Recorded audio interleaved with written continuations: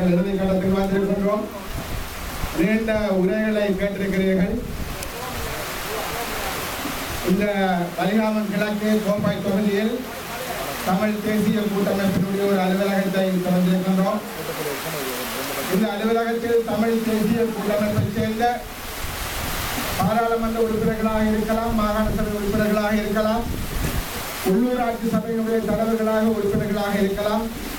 எல்லோரும் இந்த பணிமனையில் தாங்கள் வேலை செய்ய விரும்புகின்ற பட்சத்தில் இதனை பயன்படுத்திக் கொள்ளலாம், பிரயோஜனப்படுத்திக் கொள்ளலாம். மக்களை அவர்கள் சந்தித்து பேசுகின்ற பொழுது அவர்கள் இதனை தாராளமாக இதனை பயன்படுத்திக் கொள்ளலாம் என்பதை முதலில் நான் தெரிவித்துக் கொள்ள விரும்புகின்றேன். இரண்டாவதாக இங்கு பல விடயங்கள் சொல்லப்பட்டன. சர்வதேச நிலைமைகளை பற்றி பேசப்பட்டது, இங்கு இருக்கக்கூடிய சூழ்நிலைகள் பற்றி பேசப்பட்டது. ஓரிரு விடயங்களை மாத்திரம் நான் உங்களுக்கு கூறி வைக்க விரும்புகின்றேன். சர்வதேச விவகாரம் என்று வருகின்ற பொழுது அது உடனடியாகவே பிரச்சனைகளை தீர்த்துவிடும் என்பது அல்ல. உங்களுக்கு தெரியும், இந்த பிரச்சனைகள் ஏற்கனவே இங்கு கூறியது மாதிரி இது தனிப்பட்ட தமிழ் மக்கள் தாங்களாக ஒரு முடிவெடுக்கின்ற தன்மை என்பது மாறி எமது பிரச்சனை என்பது சர்வதேச சமூகத்தினுடைய பல்வேறுபட்ட நலன்களுக்கு உட்பட்டதாக இந்தியாவுடைய நலன்கள், அமெரிக்காவுடைய நலன்கள், சீனாவினுடைய நலன்கள், இலங்கை நாட்டினுடைய நலன்கள், தமிழ் மக்களுடைய நலன்கள் என பல்வேறுபட்ட பிரச்சனைகளுக்குள் உள்ளாகி இருக்கிற ஒரு பிரச்சனையாக இது இன்று மாற்றமடைந்திருக்கின்றது.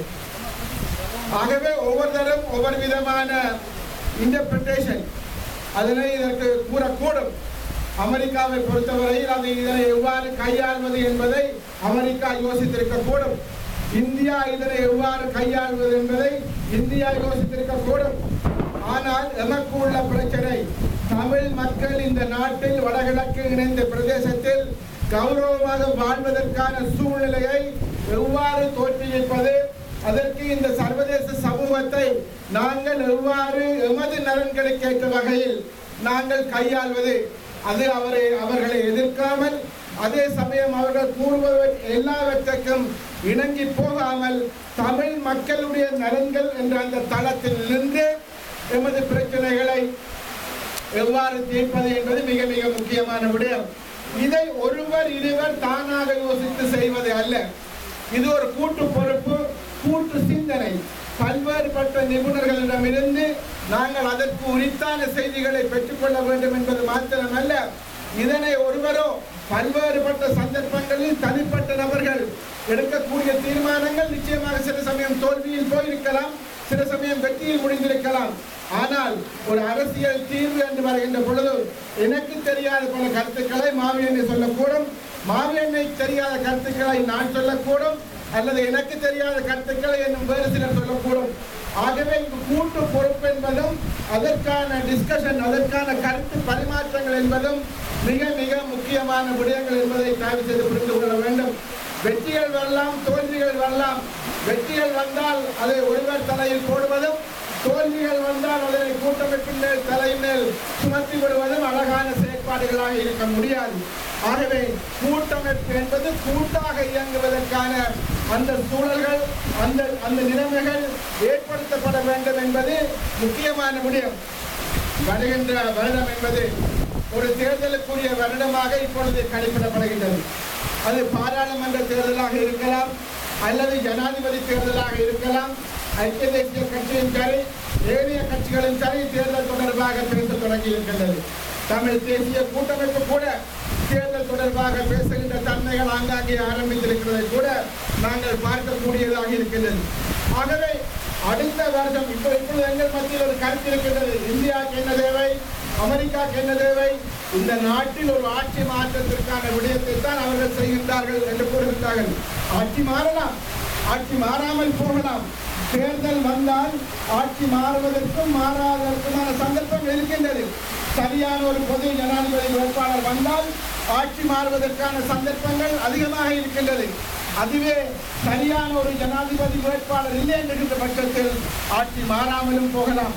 ஆனால் ஆட்சி மாற்றம் என்பது சர்வதேச சமூகத்திற்கு தேவையாக இருக்கலாம், இங்கிருக்கக்கூடியவர்களுக்கு தேவையாக இருக்கலாம். எங்களை பொறுத்தவரையில் எந்த ஆட்சி வந்தாலும் கூட தமிழ் மக்களுடைய தேசிய இன பிரச்சனைக்கு அந்த ஆட்சி தீர்வு கொண்டு வருமா என்பதுதான் உள்ள கேள்வி. அது சந்திரிகா வந்தால் என்ன, அல்லது ரணில் விக்ரமசிங்க வந்தால் என்ன, அல்லது இப்ப இருக்கக்கூடிய ராஜபக்ச திரும்பி வந்தால் என்ன, எவர் வந்தாலும் கூட இனப்பிரச்சனைக்கான தீர்வை இவர்கள் முன்வைப்பார்களா? அந்த தீர்வு என்பது தமிழ் மக்கள் ஏற்றுக்கொள்ளக்கூடிய ஒரு தீர்வாக இருக்குமா?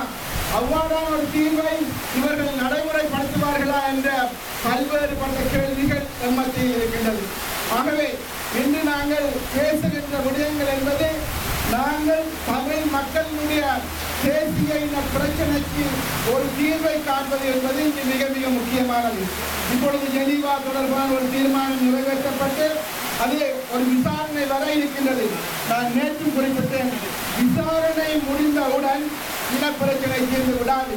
விசாரணைக்கு பிற்பாடு அது என்ன முடிவு வருகின்றது, அது தொடர்பாக உலக நாடுகள் என்ன நடவடிக்கைகள் எடுக்க இருக்கின்றன, அதற்கு பிற்பாடு இலங்கை அரசாங்கத்துக்கு எவ்வாறான அழுத்தங்களை கொடுக்க இருக்கின்றார்கள், அது இலங்கை அரசாங்கத்தால் ஏற்றுக்கொள்ளப்படுமா இல்லையா போன்ற பல்வேறு பிரச்சனைகளும் அதற்கு பின்பு வர இருக்கின்றது. ஆகவே தலைவர்களாக இருக்கக்கூடியவர்கள் நாங்கள் ஏதோ எல்லாவற்றையும் முடிவை கொண்டு வந்து விட்டோம் என்று ஒரு கற்பனைகளை தமிழ் மக்கள் மத்தியில் விதைக்காமல், ஆனால் ஒரு நீண்ட நெடிய போராட்டத்தில் நாங்கள் உறுதியாக இருந்து எமது மக்கள் இழந்து, உங்களுக்கு தெரியும், பல லட்சம் மக்களை நாங்கள் இழந்திருக்கின்றோம். ஆகவே எமது மக்கள் ஏற்கனவே கூடிய மாதிரி ஒரு கௌரவமான தீர்வினை பெற்றுக்கொள்ள இந்த மண்ணில் என்னும் அவர்கள் நூறாண்டு கணக்காக கௌரவமாக தலைநிமிர்ந்து யாருக்கும் அடிபணியாமல் வாழக்கூடிய அந்த சூழலை ஏற்படுத்துவதற்கான அந்த வழியில் தமிழ் தேசிய கூட்டமைப்பு பயணிக்க வேண்டும். அதற்கு முக்கியமானது இன்றைய காலகட்டத்தில் எமது இளைஞர்கள், யுவதிகள் அரசியல் மயப்படுத்தப்பட வேண்டும். யுத்தத்துக்கு பிற்பட்ட காலத்தில் எமது இளைஞர்கள், யுவதிகள் மிக மோசமாக இராணுவத்தினராலும் இராணுவ பிரதானிப்பினராலும் தங்களது தேவைக்கேற்ற மாதிரி அவர்கள் பாதிக்கப்படுகின்றார்கள்.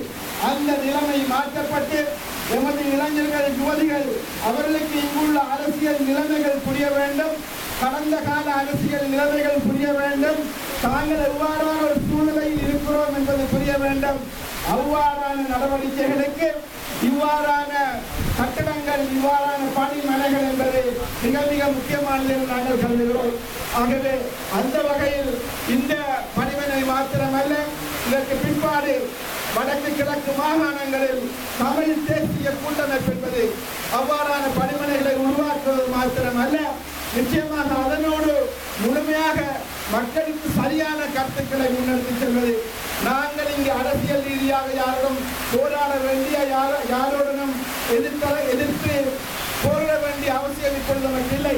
எமக்கு உள்ள விடயங்கள் எல்லாம் எமது போராட்டத்தை, தமிழ் மக்களுக்கான தீர்வை, சரியான தீர்வை முன்னெடுத்து செல்வதற்கான அந்த நடவடிக்கைகளை மேற்கொள்வது.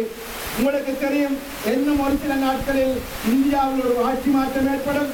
அந்த ஆட்சி மாற்றம் என்பது எவ்வாறான கொள்கைகளை இலங்கை தொடர்பாக கடைபிடிக்க போகின்றது என்பது மிக மிக முக்கியமான ஒரு விடயம். அவ்வாறான ஒரு நாட்டுடன் நாங்கள் எவ்வாறு பணிபுரிய போகின்றோம், சரியான இலங்கை தொடர்பான சரியான கொள்கைகளை ஏற்படுத்த எவ்வாறு நாங்கள் முயற்சி செய்ய போகின்றோம், டெல்லியுடன் நாங்கள் எவ்வாறு முயற்சி செய்ய போகின்றோம், தமிழ்நாட்டுடன் நாங்கள் எவ்வாறு முயற்சி செய்ய போகின்றோம், இவைகள் எல்லாமே முக்கியமான விடயங்கள். அது மாத்திரமல்ல, நாங்கள் தமிழ் சமூகத்துடன், அது புலம்பெயர் தமிழ் சமூகமாக இருக்கலாம், தமிழகத்து மக்களாக இருக்கலாம், ஈழத்து தமிழ் மக்களாக இருக்கலாம், மலையக ஏனைய முஸ்லிம் மக்களாக இருக்கலாம், நாங்கள் எவ்வாறு எமது கொள்கைகளை எல்லோரும் இணைந்த மாதிரி நாங்கள் இதனை முன்னெடுத்து சென்று போகின்ற பொழுதுதான் வெற்றி என்பது முக்கியமானது. நான் ஒன்றை மிக திடமாக கூறிக்கொள்வேன், ஒரு சில காரியங்களை செய்வதற்கு முன்பாக நாங்கள் நமக்கு மேல் நாங்கள் தான் சாதித்து விட்டோம் என்பது அல்ல. உங்களுக்கு தெரியும், புலம்பெயர்ந்த மக்கள் எத்தனை ஆயிரக்கணக்கான மக்கள் எத்தனை நாட்களாக தொடர்ச்சியாக போராடினார்கள். உங்களுக்கு தெரியும், ஈழத்தில் எத்தனை ஆயிரம் மக்கள் இந்த யுத்தத்தில் கொல்லப்பட்டார்கள். அதே போல இன்றும் இவ்வளவு பிரச்சனைகளுக்கு மத்தியில் இவ்வளவு மக்கள் போராடி கொண்டிருக்கிறார்கள். இதனுடைய இது மாத்திரமல்ல, தமிழகத்தில் தமிழக சட்டசபையில் இயற்றப்பட்ட தீர்மானங்கள் என்பது அது எவ்வளவு தூரம் டெல்லிக்கு நிர்பந்தங்களை உருவாக்கியது. ஆகவே இவை எல்லாமே ஒரு கூட்டு முயற்சி. அந்த கூட்டு முயற்சிகளை எந்த ஒரு காலகட்டத்திலும் யாரும் கொச்சைப்படுத்துவதற்கு அனுமதிக்கப்படக்கூடாது என்பதையும் நாங்கள் புரிந்து கொள்ள வேண்டும். ஏனென்றால் இன்றைய எமது தேவை என்பது தமிழ் மக்களுடைய சுதந்திரம், அவர்களுடைய விடுதலையை தவிர நானோ அல்லது ஒருவர் இன்னொருவரோ நாங்கள் நமக்கு எவ்வாறு கிரீடம் சூட்டிக் கொள்வது என்பது அல்ல.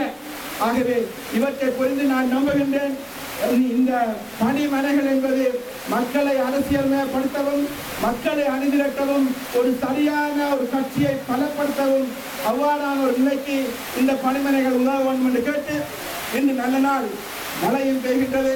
அந்த வகையில் நாங்கள் எல்லோரும் இணைந்து எதிர்காலத்தில் செயற்பட வேண்டும் என கேட்டு விடைபெறுகின்றேன். இனி வந்திருந்த அனைவருக்கும் எனது மிக மிக மனமகிழ்ந்த நன்றியர்களையும் தெரிவித்துக் கொண்டு, முக்கியமாக மாவை சேனாதிராஜா அவர்கள் நான் கேட்டவுடன் தான் வருவதாக கூறி வந்திருக்கின்றார். அதே போல திரு சிவாஜிலிங்கம் அவர்கள், ஏனைய பிரதேச சபையினுடைய தலைவர்கள், பிரதி தவிசாளர்கள், இப்படி பல்வேறுபட்ட வன்னியிலிருந்து சிவசக்தி ஆனந்தன் அவர்கள் வந்திருக்கின்றார். ஆகவே இப்படி பல்வேறுபட்ட இடங்களில் இருந்து வந்திருக்கின்றன. உங்கள் எல்லோருக்கும் எனது மனமார்ந்த நன்றி வாழ்த்துக்கள் கூறி நாங்கள் தொடர்ந்தும் இணைந்து செயற்படுவோம் என கூறி விடைபெறுகின்றேன். நன்றி.